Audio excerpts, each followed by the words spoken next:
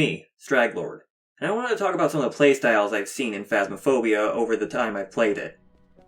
Most of these playstyles just show what a player values, whether that's money, the experience, or just goofing off with friends.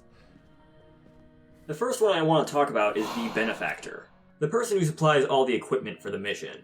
While in single player you're going to be this regardless, in multiplayer usually the host takes on this playstyle. And I'll be honest, this playstyle kinda sucks.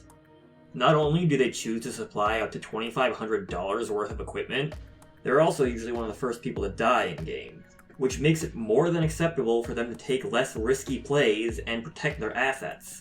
I am more than okay with them hiding out in the van as long as they're the only one out there. But usually they're stuck out there with... While this is a horror game, the coward takes their survival instinct a bit too seriously, opting for any reason to stay in the van as far away from the ghost as possible. While the game's store page does advocate for this strategy, they take it a bit too far with never setting foot in the house. Now they will do their best to help out where they can, even though that is rather limited. It makes you wonder why they bought the game in the first place. But hey, I guess it's more sanity pills for the rest of us. And you'll need them when dealing with... The Expendable is easily one of the more frustrating players to play with, most likely due to their lack of immersion compared to the Coward. And that lack of immersion usually manifests in the form of trash-talking the ghost. You will hear some of the most foul things coming from these players. Granted, it's all for some lighthearted fun.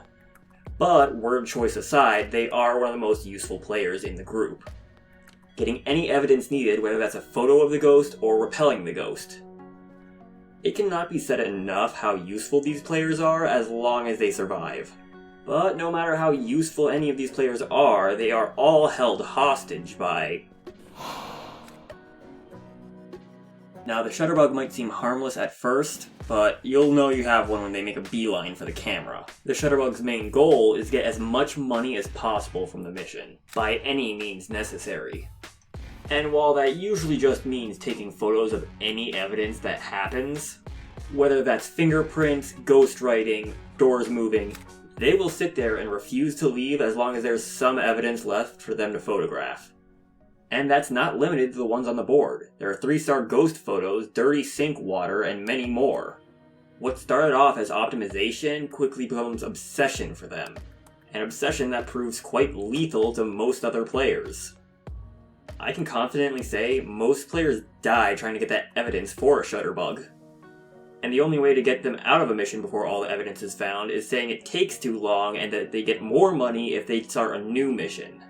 But at the end of it all, there's risk, reward, and just fright to be had. That's it from me. See ya.